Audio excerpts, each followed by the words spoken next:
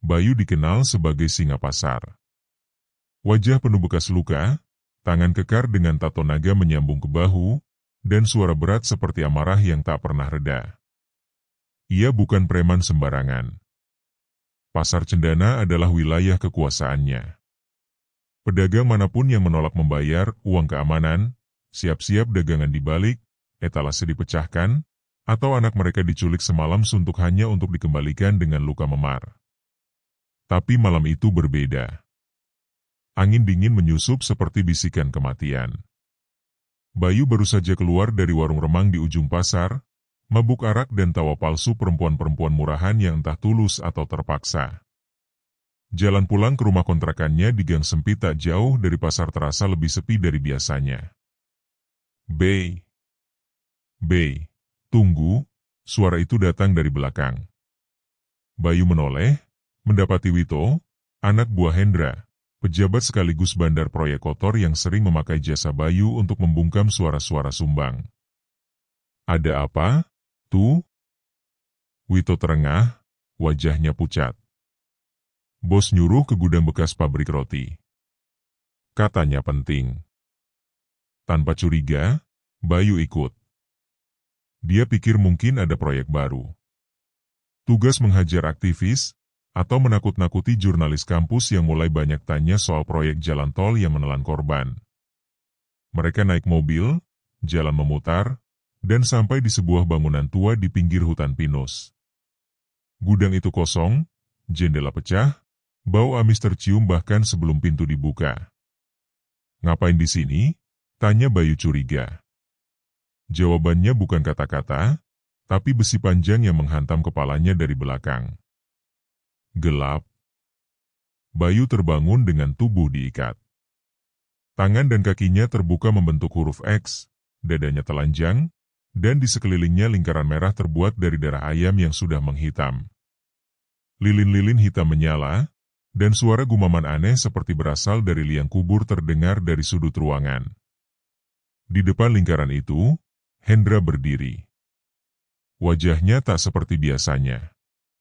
Mata merah, keringat bercucuran, dan di dadanya tergantung kalung berisi gigi manusia. "Bayu, kau harusnya mati sejak dulu," katanya. Bayu menggertak, "Hendra, apaan ini?" Hendra tak menjawab. Seorang perempuan tua berjubah merah masuk. Matanya putih seluruhnya. Ia menyemburkan asap hitam dari mulutnya, lalu mulai membaca mantra dengan suara parau. "Kau tahu, Bayu?" Hendra berkata sambil berjalan mengelilinginya.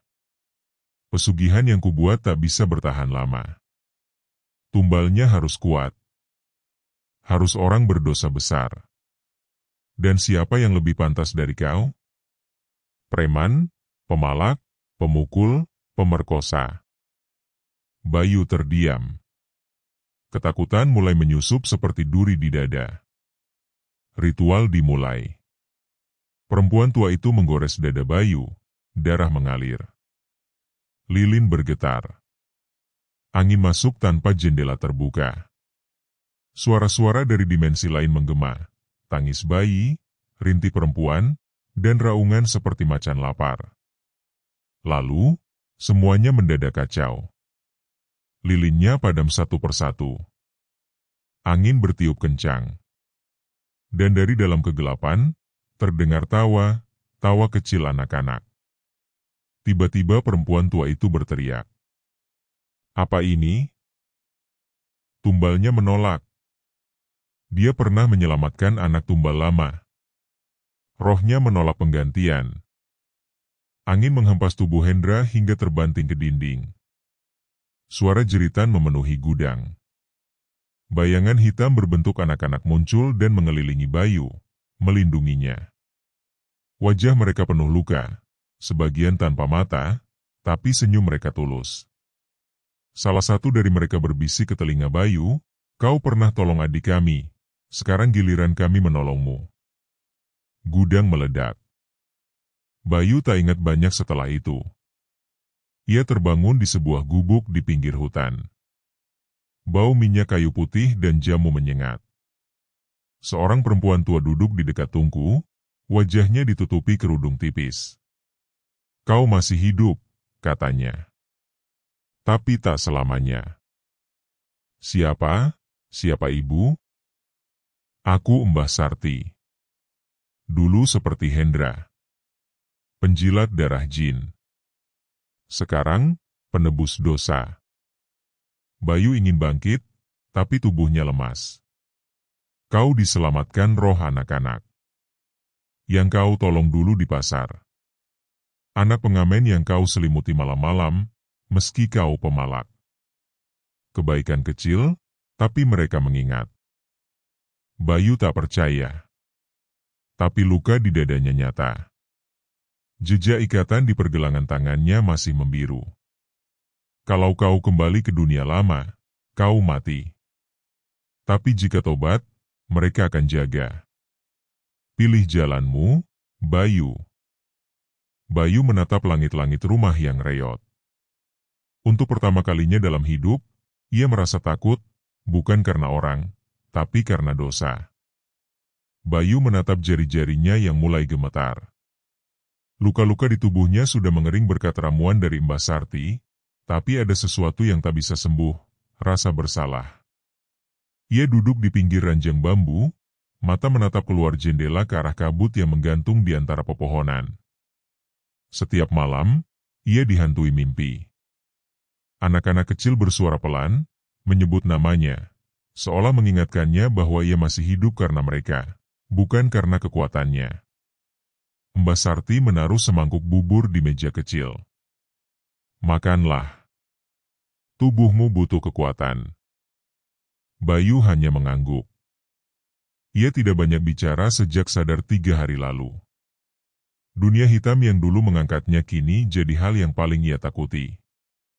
"Kau ingin tahu siapa anak-anak itu?" tanya Mbah Sarti pelan. Bayu menoleh. "Apa mereka benar-benar ada?" Mbah Sarti duduk di depan tungku, menambahkan kayu bakar. "Ada. Salah satu dari mereka bernama Dika. Anak pengamen yang hilang 7 tahun lalu. Kau mungkin lupa, tapi malam itu kau beri dia selimut bekas dan roti basi. Itu cukup membuatnya merasa dicintai, meski cuma sekali dalam hidupnya. Malam berikutnya, dia diculik dan dijadikan tumbal oleh pesugihan pertama Hendra." Bayu menunduk. Kepalanya terasa berat. "Jadi, karena itu mereka lindungi aku?" "Ya. Dalam dunia kegelapan, kebaikan kecil kadang cukup kuat untuk menolak kematian. Tapi itu juga artinya, kau punya utang yang belum lunas." Bayu mengepalkan tangan.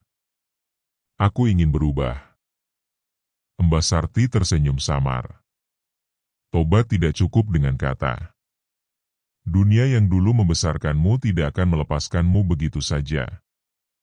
2 minggu setelah Bayu sembuh, ia kembali ke kota. Tapi bukan ke pasar. Ia menyewa kamar kecil di dekat terminal, menjadi buruh angkut barang. Tubuhnya yang kekar menarik perhatian, tapi ia tak menggubris komentar atau ejekan dari preman-preman lama yang dulu menjadi bawahannya. Mantan singa pasar jadi kuliah, cibir salah satu preman bernama Imron. Bayu tak menjawab. Ia hanya menunduk dan terus mengangkat karung berisi bawang. Namun diamnya tak membuat dunia tenang.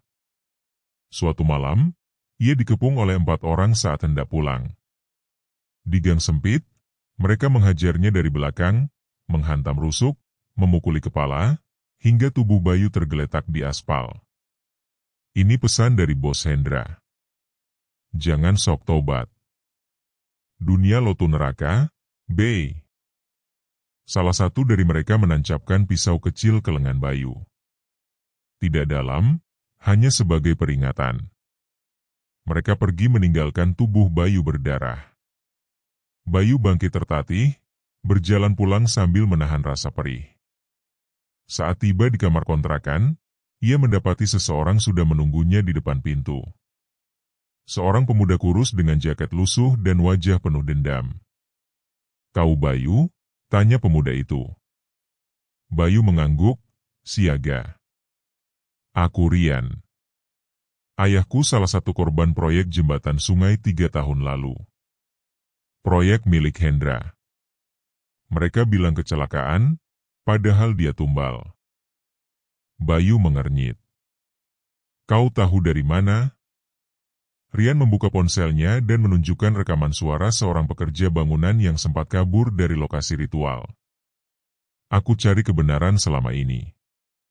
Sampai aku dengar kau selamat dari ritual. Aku butuh kau. Bayu terdiam lama. Dunia yang ia tinggalkan ternyata masih mengintainya.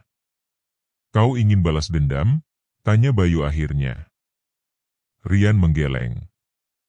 Aku ingin mengakhiri pesugihan itu. Untuk semua anak yang hilang. Untuk bapakku. Untuk adik-adik yang tak pernah tumbuh besar. Bayu menatap matanya.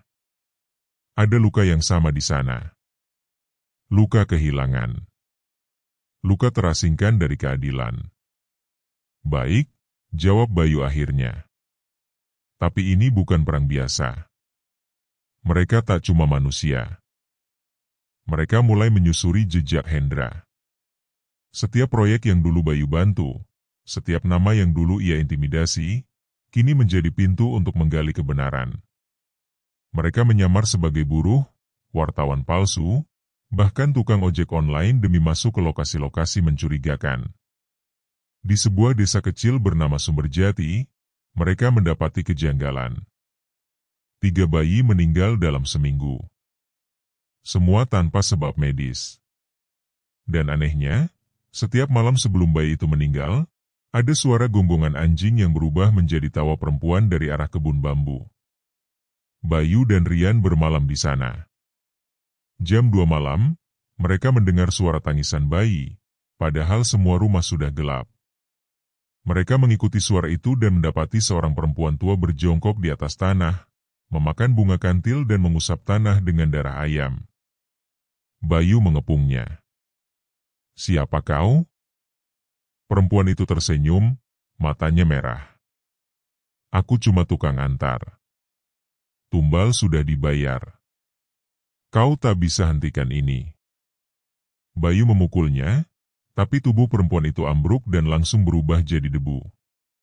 Esok harinya, warga desa menemani Bayu menggali tanah tempat perempuan itu duduk. Mereka menemukan kotak kayu hitam di bawahnya. Di dalamnya, ada rambut bayi, seutas tali pusat, dan kertas dengan simbol kuno. Rian gemetar. Ini kontrak pesugihan. Bayu membakar kotak itu. Tapi sebelum apinya habis, asap hitam mengepul dari dalam tanah, membentuk wajah Hendra, tertawa sinis. Bayu tahu, ini baru permulaan. Dan kali ini, ia tidak akan lari. Malam itu udara di Sumberjati terasa lebih pekat dari biasanya. Setelah pembakaran kota pesugihan, Bayu dan Rian tak bisa tidur.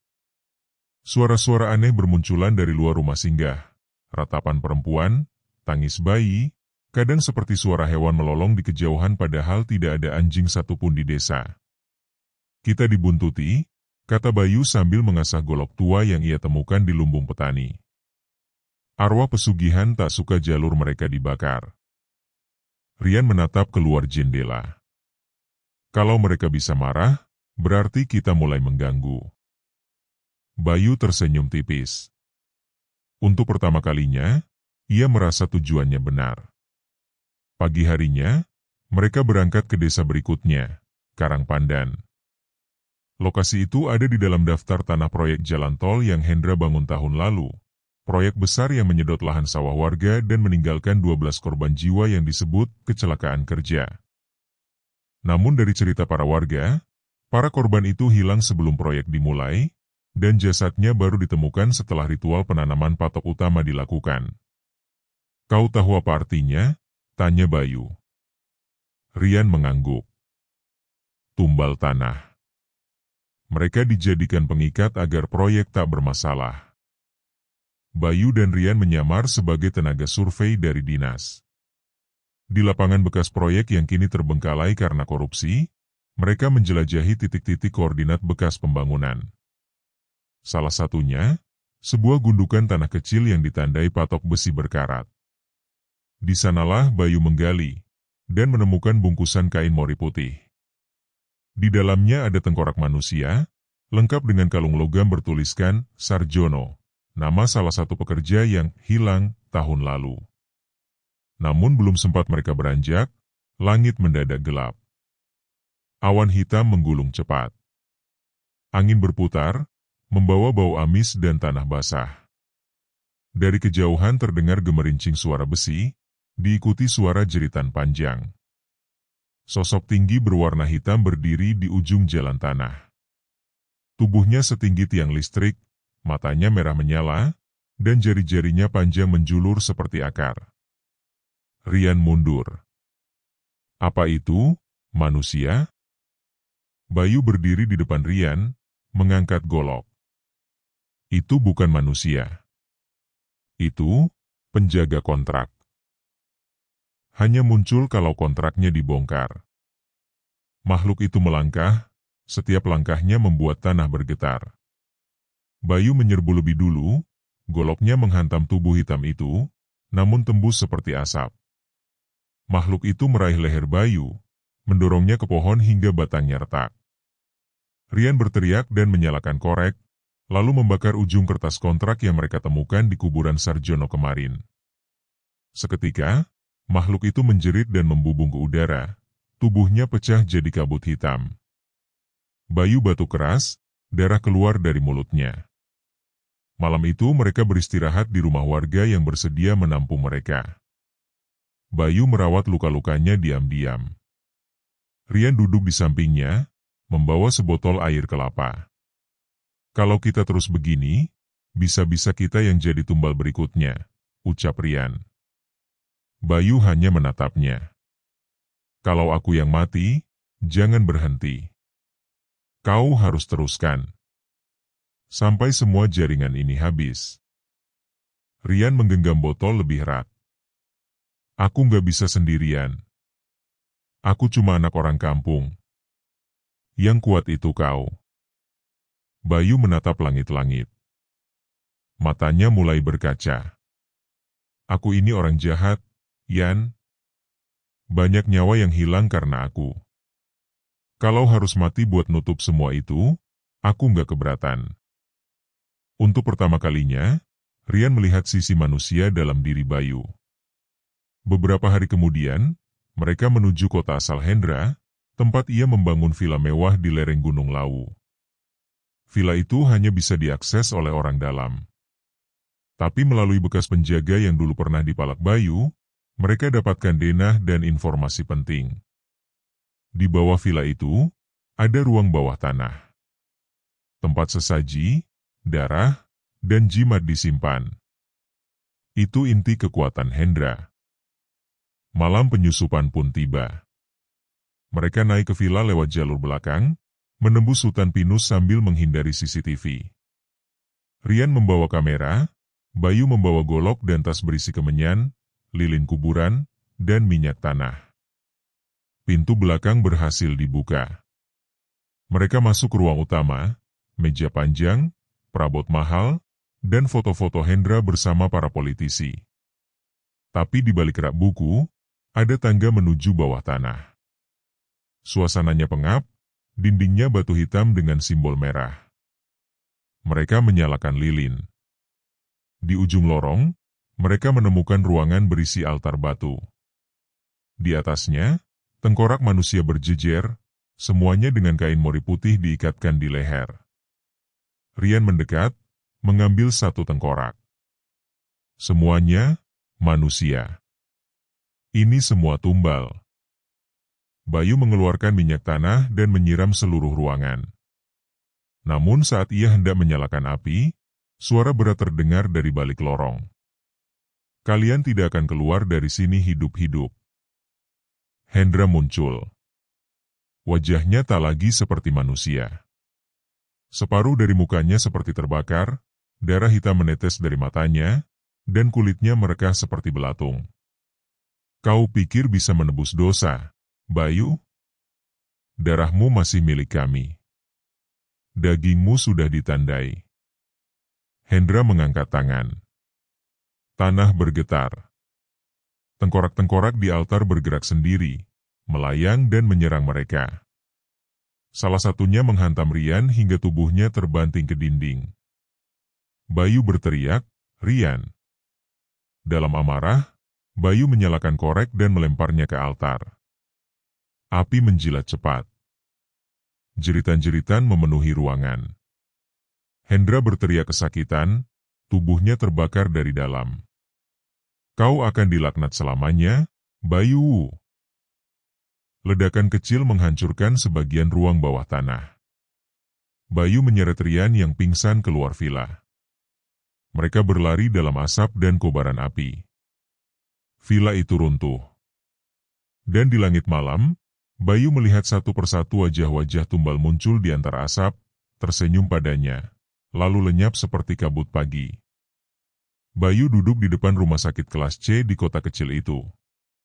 Kemeja lengan panjangnya berlumur darah, sebagian dari luka Rian, sebagian lagi dari goresan dirinya sendiri.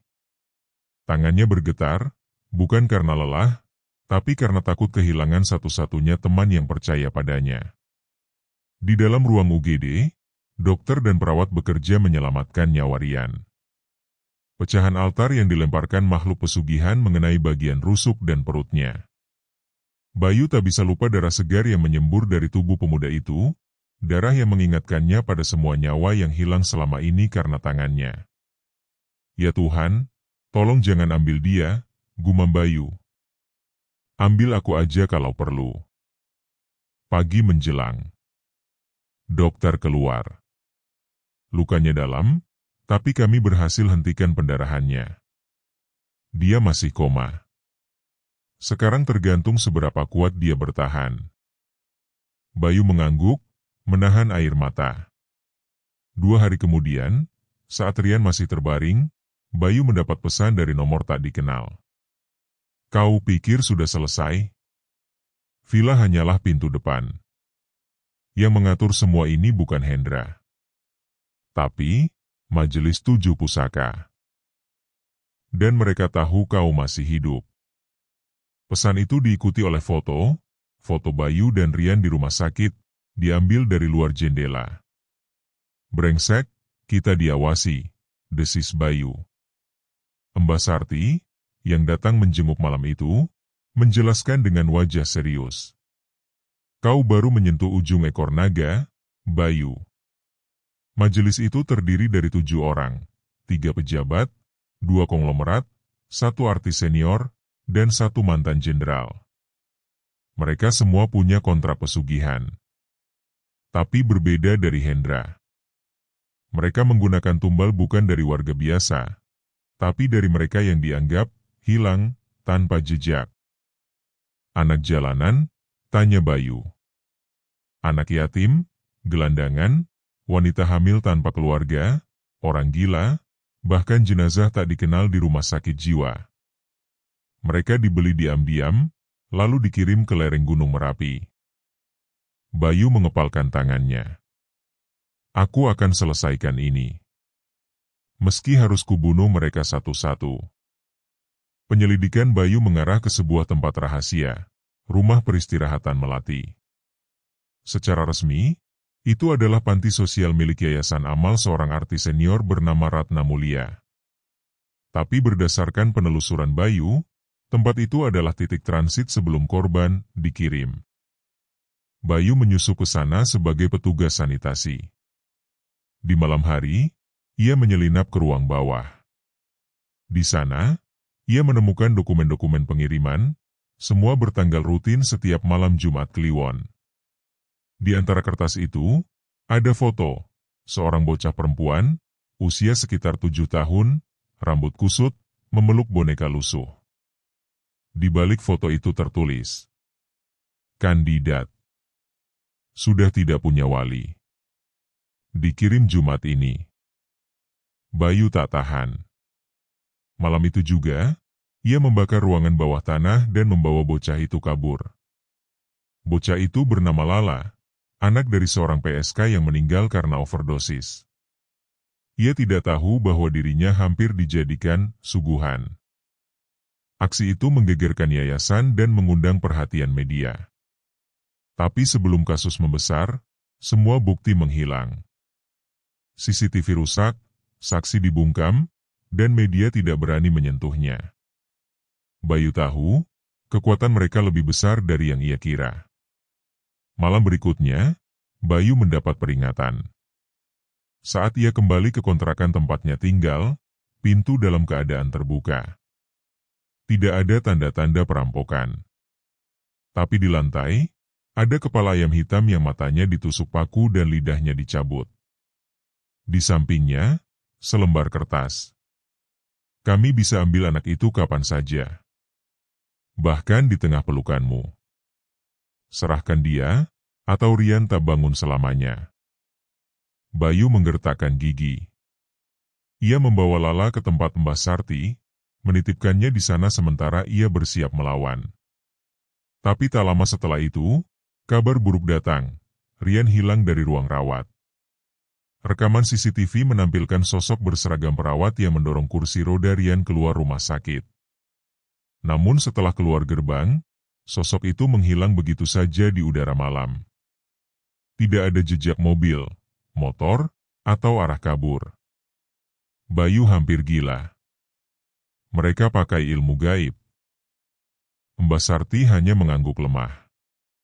Kalau mereka sudah menculik lewat dunia lain, kau tak bisa melawan dengan tangan kosong.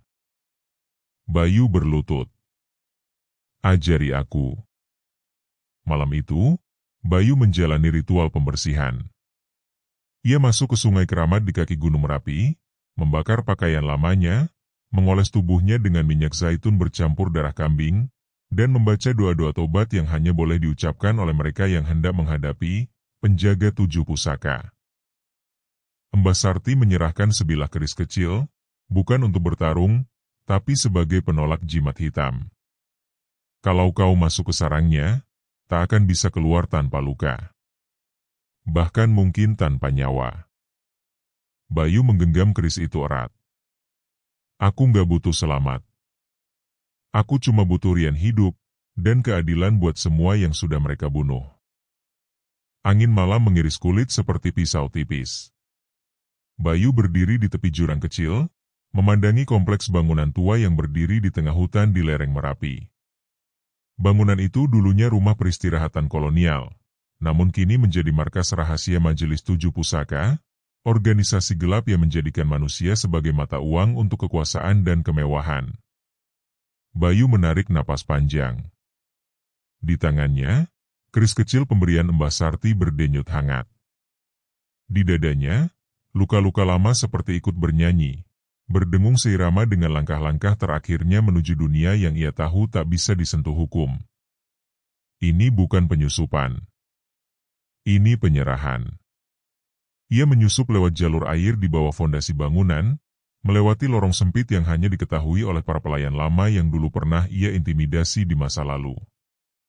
Di dalam, suasana hening.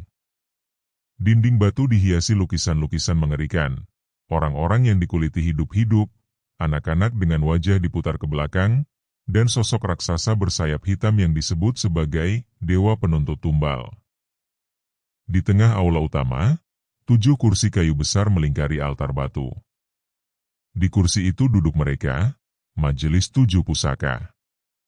Wajah-wajah ternama, pejabat, artis, pengusaha, namun mata mereka kosong, seperti cangkang. Satu persatu membuka mata saat Bayu muncul dari bayangan.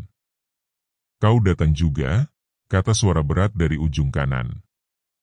Itu Romo Baskara, mantan jenderal yang terkenal sakti mandraguna. Kami tak perlu cari kau lagi. Lanjut Ratna Mulia, sang artis, dengan senyum seperti bangkai. Bayu tidak menjawab. Ia hanya mengangkat keris. Bawa anak itu, perintah salah satu dari mereka. Dari balik pintu, muncul 2 orang bertopeng, mendorong ranjang besi. Di atasnya, Rian, masih hidup namun matanya kosong. Bibirnya bergetar, tangannya terikat dengan akar-akar menjalar yang tampak seperti hidup. Bayu langsung maju, tapi kekuatan tak kasat mata melempar tubuhnya ke belakang. Ia terbanting keras ke dinding, keris terlempar ke sudut ruangan. Kau pikir bisa lawan kami dengan keris dan dendam? Tanya Ratna, suaranya menggema seperti lebih dari satu orang. Kami ini pemilik dunia bawah. Kami yang menulis kontrak kehidupan kota ini. Kau cuma debu. Bayu tertawa, tawa serak, getir, dan berdarah. Kalau aku debu, aku akan masuk ke matamu, dan membutakan semuanya. Ia merangkak ke arah keris. Salah satu anggota majelis melambaikan tangan. Akar-akar menjulur dari lantai, membelit kaki Bayu. Tapi Bayu menggigit lidahnya sendiri. Darah segar menyembur dari mulutnya ke lantai batu, dan simbol-simbol merah menyala tiba-tiba terbakar. Kerisnya terisi. Bayu berteriak, menebas akar, lalu melesat ke altar. Pertarungan tidak seperti film. Tidak cepat. Tidak indah. Bayu menikam dada salah satu anggota, darah hitam menyembur dan tubuh itu runtuh seperti kayu lapuk. Sisanya mulai mengerang, tubuh mereka berubah, tangan menjadi cakar, mata menyala seperti bara api, dan kulit terkelupas memperlihatkan daging membusuk. Bayu bertarung seperti binatang, tubuhnya dicakar, ditendang, dilempar. Tapi satu demi satu, ia tusuk, ia bakar, ia robek dengan keris dan pecahan altar. Ruangan itu berubah jadi neraka. Di tengah pertarungan, ia berhasil menghampiri Rian. Bangun, Yan, lawan mereka, bisiknya. Rian membuka mata perlahan. Aku di mana? Bayu memeluknya sebentar. Di tempat yang harus kita bakar. Ia memberinya keris kecil cadangan, lalu menyerahkan botol minyak tanah terakhir ke tangannya. Kau harus pergi dari sini. Aku akan bakar semuanya. Rian menolak. Aku nggak mau ninggalin kau. Tugasmu lebih penting. Lala, anak-anak lain, mereka harus tahu kita pernah lawan. Akhirnya Rian lari, membawa rekaman kamera dan sisa dokumen yang ia ambil. Bayu berdiri sendiri di tengah altar yang kini berdarah dan berkabut. Majelis tinggal 2 orang. Ratna Mulia dan Romo Baskara. Tubuh mereka kini setinggi 2 meter, mata mereka tak lagi manusia. Mereka menghampiri Bayu perlahan. Kau akan mati sia-sia, Bayu, kata Romo. Bayu menyalakan korek. Tidak. Karena kali ini, aku mati untuk sesuatu yang benar. Ia menjatuhkan korek ke lantai yang sudah basah minyak. Boom! Api melahap ruang bawah tanah. Bangunan kolonial itu meledak dari dalam. Langit malam di Merapi berubah merah. Orang-orang desa melihat kobaran api dari kejauhan, tapi tak ada yang berani mendekat. Di pagi harinya, tim SAR hanya menemukan puing, kerangka altar, dan satu keris hangus yang tertancap di tanah. Tak ada mayat. Tak ada jejak Bayu. 2 bulan kemudian, Rian mengelola rumah perlindungan baru, dibantu Lala dan Mbah Sarti. Ia memberi tempat bagi anak-anak jalanan, orang-orang yang nyaris jadi tumbal, dan mantan korban pesugihan yang berhasil selamat. Di pintu rumah itu, tertulis satu kalimat. Tempat ini untuk yang tidak diinginkan dunia, tapi disayang oleh Tuhan. Di dalam kamar kecil, Rian menyimpan foto Bayu, bersama golok tua dan keris hangus. Setiap malam, ia menyalakan lilin dan berdoa. Terima kasih, Bayu. Dosamu memang tak bisa dihapus, tapi pengorbananmu akan kami teruskan. Tamat.